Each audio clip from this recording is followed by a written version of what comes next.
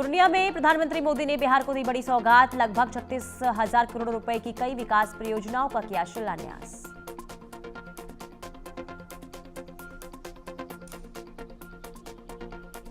प्रधानमंत्री मोदी ने विपक्ष पर कसा तंज और कहा, कांग्रेस और आरजेडी से न केवल बिहार के सम्मान को खतरा बल्कि बिहार की पहचान को भी खतरा है।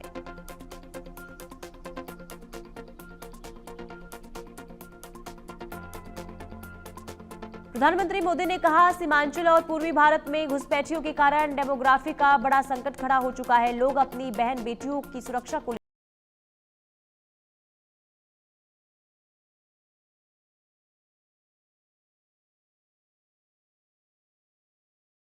लाल किले से मैंने डेमोग्राफी मिशन की घोषणा की। वहीं वोट बैंक के स्वार्थ में कांग्रेस, आरजेडी और उनके इकोसिस्टम के लोग घुसपैठियों की वकालत करने में जुटे हैं।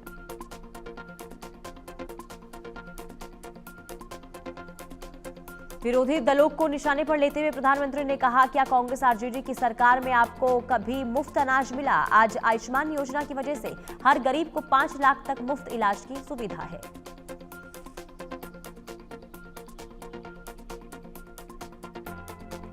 प्रधानमंत्री ने कहा, जिन लोगों ने दशकों तक बिहार का शोषण किया, इस मिट्टी को धोखा दिया, आज वो ये मानने को तैयार नहीं कि बिहार भी नई कीर्तिमान बना सकता है।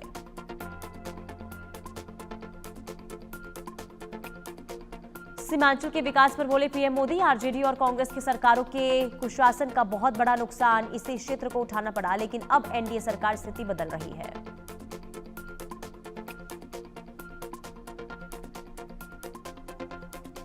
पूर्णिया हवाई अड्डे के नए टर्मिनल भवन के उद्घाटन पर बोले सीएम नीतीश कुमार, इसके शुरू होने से इस क्षेत्र के लोगों को बहुत फायदा होगा।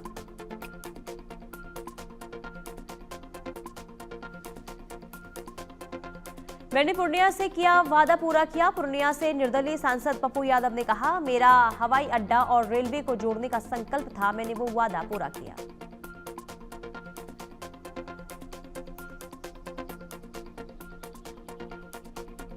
पीएम मोदी के बिहार दौरे पर बोले केंद्रीय मंत्री ललन सिंह, बिहार के विकास के प्रति प्रधानमंत्री मोदी और मुख्यमंत्री नीतीश कुमार दोनों समर्पित।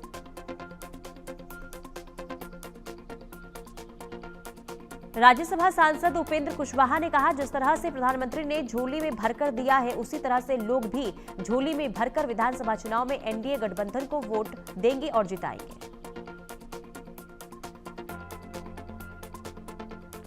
पीएम मोदी के दौरे को लेकर बोले चिराग पासवान, पटना एयरपोर्ट के बाद पूर्णिया एयरपोर्ट का उद्घाटन, बिहार को 2 एम्स, इसके अलावा कई अन्य परियोजनाओं का उद्घाटन प्रधानमंत्री द्वारा किया गया।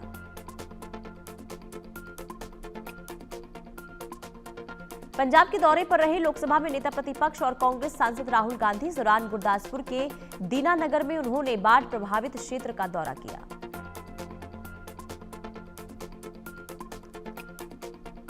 पंजाब के दौरे के दौरान राहुल गांधी ने गुरदासपुर में बाढ़ पीड़ितों से मुलाकात की और ग्रामीणों से बातचीत कर उनके हालात को जाना।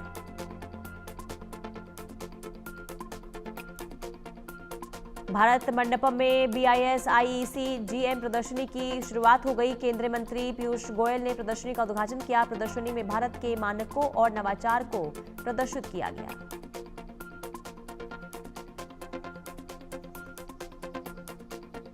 उड़ीसा के मयूरभंज में एथलेटिक्स एसोसिएशन कार्यालय का उद्घाटन किया गया। केंद्रीय शिक्षा मंत्री धर्मेंद्र प्रधान ने उद्घाटन के साथ कई प्रमुख परियोजनाओं की आधारशिला भी रखी।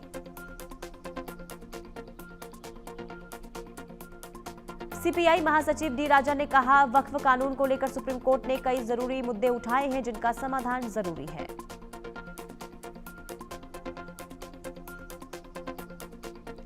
दिल्ली एनसीआर में डेंगू से बचाव की तैयारियों को लेकर हुई बड़ी बैठक। केंद्रीय स्वास्थ्य मंत्री जेपी नड्डा ने बैठक की अध्यक्षता की।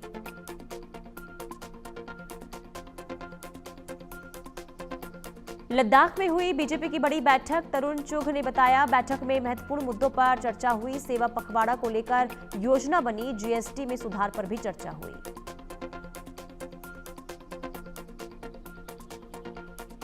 इंजीनियर्स दिवस पर सीएम रेखा गुप्ता ने दिया आश्वासन और कहा, मौजूदा सरकार संविदा पर काम कर रहे इंजीनियरों की तकलीफों को समझने वाली सरकार है।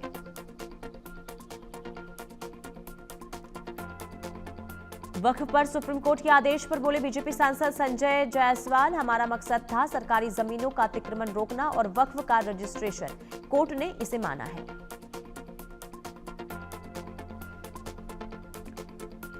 आरजेडी नेता मनोज झा ने कहा, सुप्रीम कोर्ट से जो राहत मिली है ये जुल्म और इंसाफ का जो संघर्ष था उसमें जुल्म को थोड़ी शिकस्त मिली है।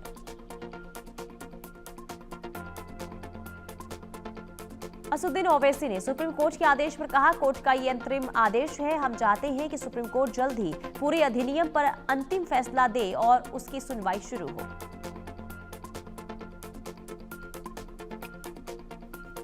सुप्रीम कोर्ट के आदेश पर बोले मुख्यमंत्री उमर अब्दुल्ला, कोर्ट ने फरियादियों की बात को समझा, इसमें कोई आपत्तिजनक हिस्से हैं, अगर वो भी एक एक कर बाहर आ जाएं तो अच्छा होगा।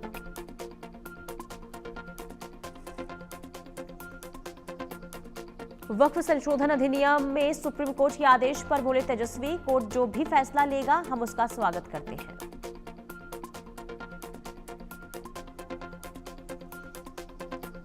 बिहार सरकार के मंत्री जीवेश मिश्रा द्वारा एक पत्रकार की कथित पिटाई के मामले पर तेज प्रताप यादव ने नीतीश कुमार को घेरा और कहा कि ये बीजेपी और जेडीयू का गुंडा राज है।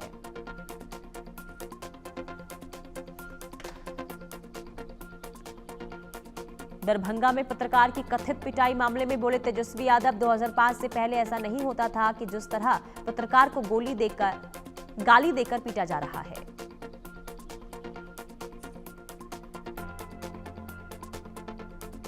एसआईआर पर अखिलेश यादव ने कहा, उम्मीद है कि सुप्रीम कोर्ट वोटर लिस्ट को चुनाव आयोग से ठीक कराएंगे और जो वोट बनाना है वो पूरा बनकर वोटर लिस्ट में शामिल होगा।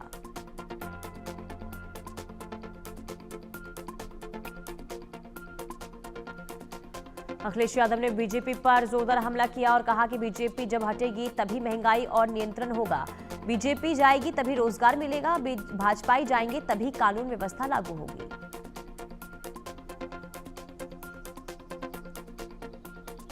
वायनाड के 10 दिवसीय दौरे पर हैं प्रियंका गांधी, जहां उन्होंने पनामारम के मायलुकुन्नू में पेयजल परियोजना का उद्घाटन किया।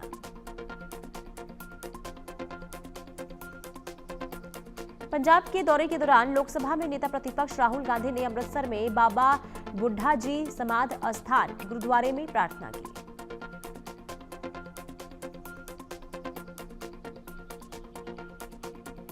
नेपाल के प्रधानमंत्री ने किया मंत्रिमंडल का विस्तार, 3 मंत्रियों को कैबिनेट में शामिल किया गया। कुलमन घिसिंग और ओम प्रकाश आर्यल और रामेश्वर खलल ने जिम्मेदारी ली।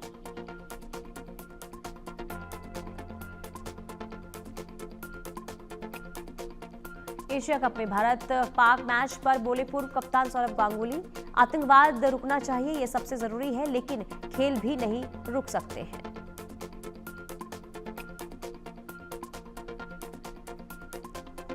अंतर्राष्ट्रीय लोकतंत्र दिवस के अवसर पर बेंगलुरु में बाइक रैली निकाली गई। मुख्यमंत्री डीके शिवकुमार अपनी बाइक से रैली में शामिल हुए। कर्नाटक सरकार ने रैली का आयोजन किया।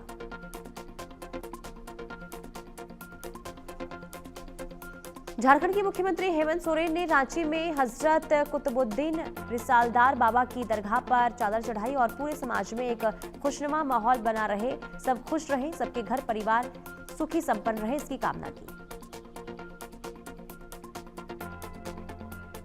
दिल्ली में बीएमडब्ल्यू केस की आरोपी गगनप्रीत को 14 दिन की न्यायिक हिरासत में भेजा गया जेल। हादसे में वित्त मंत्रालय के डिप्टी डायरेक्टर की हुई थी मौत।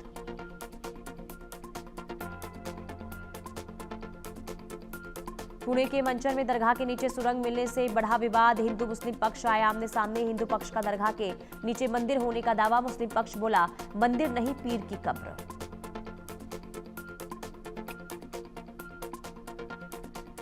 हरियाणा के पलवल में रफ्तार का कहर, नशे में धुत पुलिसकर्मी ने तेज रफ्तार कार से 3 बच्चों को कुचला, 2 की मौत, 1 घायल। डीएसपी का रीडर है आरोपी पुलिसकर्मी।